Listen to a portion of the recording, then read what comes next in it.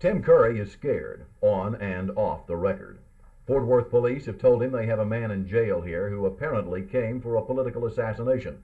They say he may have killed a man in Corpus Christi with a shotgun, and they say he reacts on the lie box when the name Tim Curry is mentioned. Captain G.W. Burks of the Texas Rangers got a tip about a week and a half ago that a contract was out on Tim Curry's life. Fort Worth police say they got the same tip at about the same time.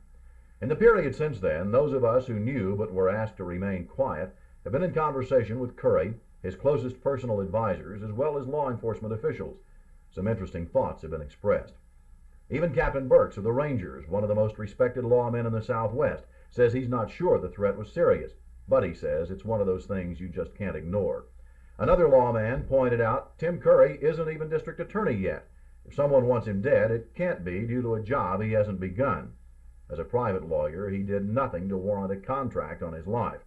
So, it is pointed out, if it isn't what he's done in the past which might concern a killer, it must be what might come in the future. A quick glance at the Curry campaign shows what kind of district attorney he promised he'd be. Mr. Gardner's statement in my particular case is unfounded, untrue, and the former Secretary of HEW is grossly misinformed, thereby feeding the press and the citizens of this state erroneous, false information.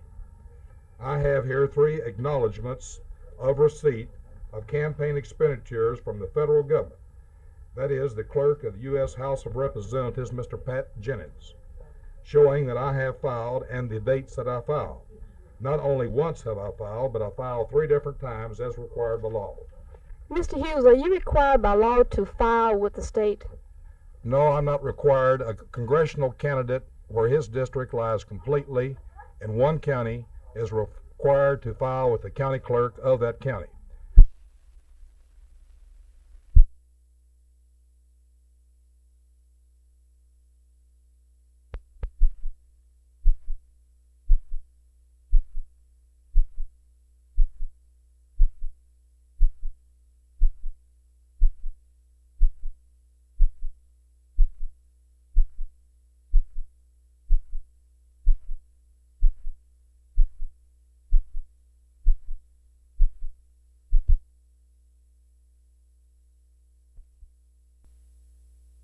Kenny, you didn't get your shutout against Atlanta, but you sure did against Monterey. What kind of a game did you have last night? Well, I thought it was my best game of the season so far. I've been trying to get a shutout, and one thing in America, shutout seems to be the big thing, you know. But I'm not bothered really, as long as I can try and get the ball out the net and be on the winning side. Of the 6 saves that you made, and you say there were about 6, Yeah. which were the toughest? There was one just a few seconds before half time when the centre forward come away from John, and he come through, and I advanced from my line, and he looked down for a split second, then I stopped, and he expected me to carry on coming out, and he tried to lob the ball over my head. Unfortunately, I managed to dive back and grab the ball. I think a bit of goalkeeper's luck as well. Any close to the game, close to the end of the game of the second half? Not really, no. We wasn't really bothered in the second half too much. Our defence tightened up tremendously in the second half. I thought it was just a bit too slack in the first half, and then Phil Tinney managed to pop in the winner and relieve me, because when there's no, it's 0-0, it's quite a bit of tension.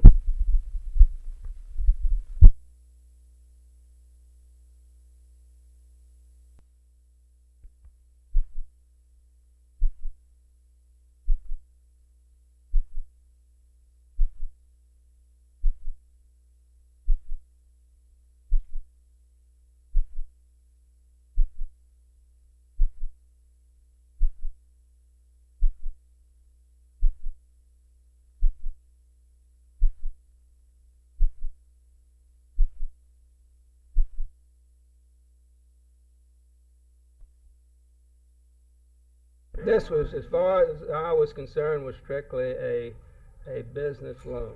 And I was flabbergasted to see his business mixed in with his campaign returns, and I think it's a violation of the election code, frankly. Could we get Mr. Grover to respond to the allegations that Mr. May has raised? You bet you can. Let's get the record straight. The money was used for campaign expenses. Included in that was on May 19th a $15,000 television broadcast on 17 stations around this state opposing two constitutional amendments.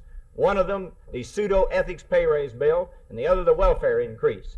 Prior to that time, from February, when those two passed the Senate, I traveled all over this state speaking against them, and I can document every bit of that. He knows it's the case, and I'll guarantee you that if I wouldn't have listed that in my campaign expense report, he'd have been on me for the other way.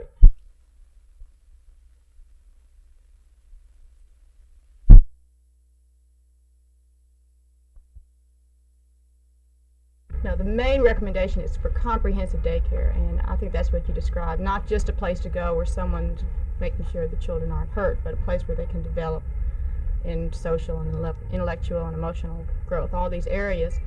And I do want to emphasize the main thing that we have found, and sometimes statistics aren't as interesting, but there are only 600,000 licensed daycare places in the United States, and maybe 2 to 4 to 6 million children who need daycare and are presently being cared for by babysitters, maids, sleeping fathers.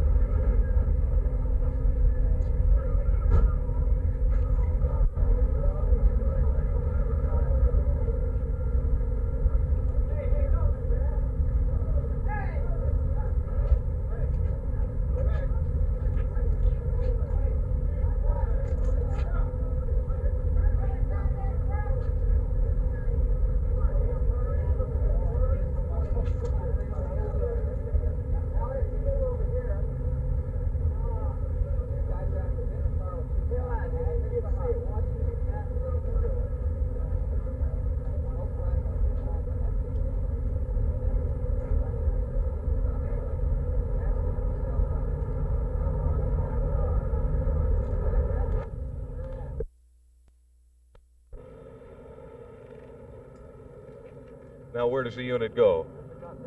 There is the gun. There is the gun, lady. The newsman has the gun. The two going off in the yellow police unit, going off to an unknown destination at this time. We don't know where they're going. The unit, police unit, is pulling away. The mobile news unit following it is right behind it. This is all we can see at this point.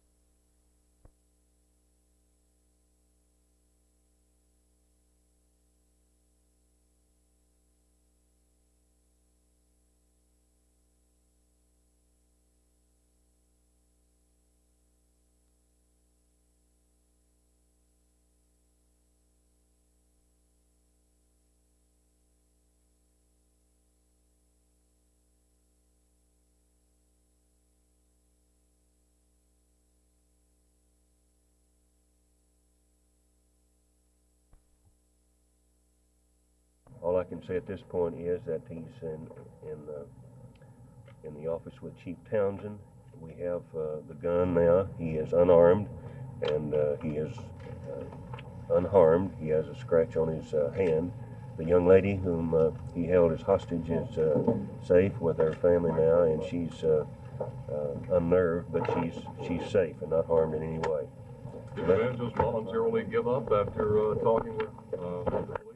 Yes, while talking to the police and one member of the news media, he agreed to give up his gun and surrender. What happens to him now, Chief?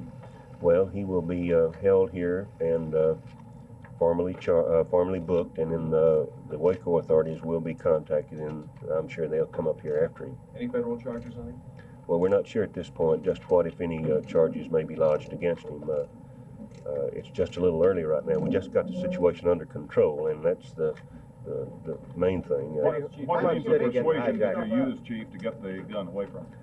Well, we talked to him, trying to get him to surrender the gun, and we told him that we would not permit him to walk out of my office, and it had gone as far as it was going. He understood that, and he understood too that he had gone as far as he could, and when we agreed to get an attorney for him and to continue to talk to him, explaining to him just exactly what the situation was, then he agreed to give up his gun, and he did so, and he passed it over to me, and that was it. Did he ever say why he wanted to get a plane and take off?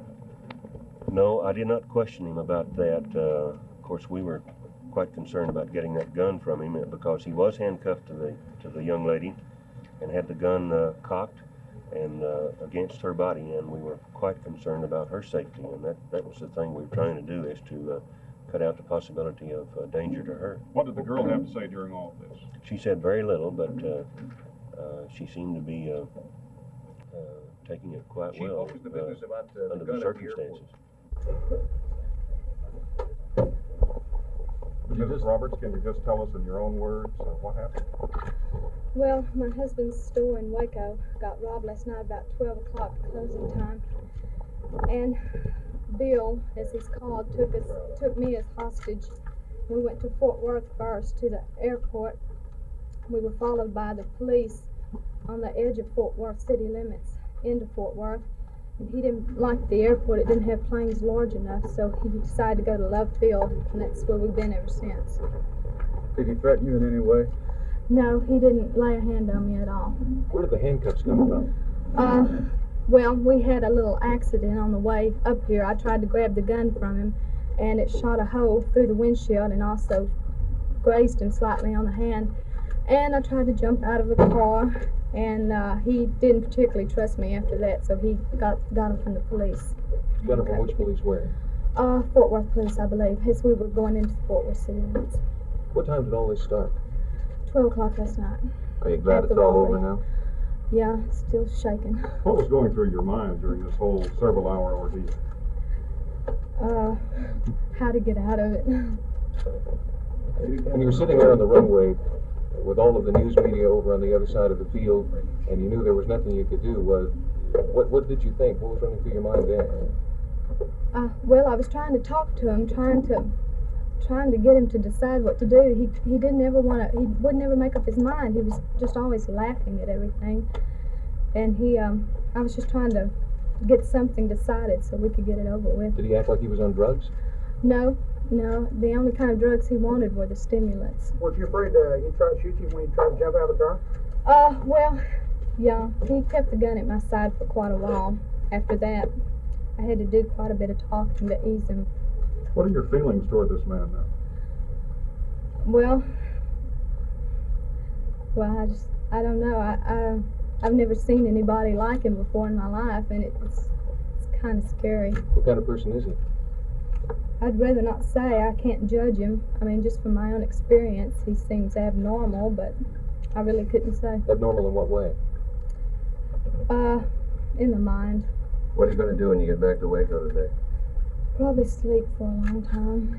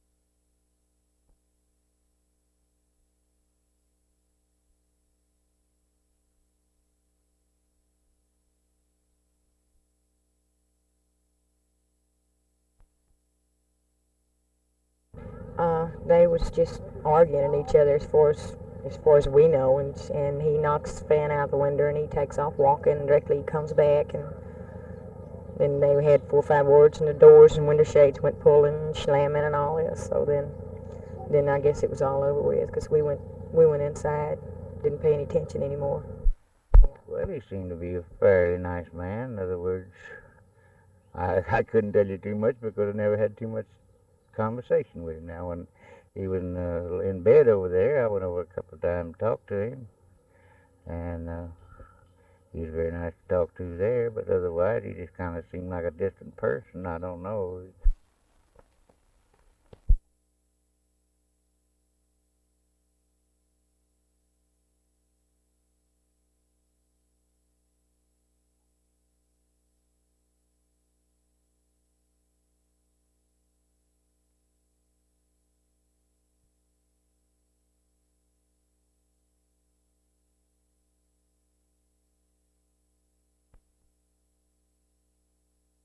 Let me ask you this, Sandra. Did you ever have any indication that your husband was going to do this? No. I don't know anything about it. When was the last time that you saw him? I don't want to talk on it. You don't want to talk about it? Are you going to see your husband? No.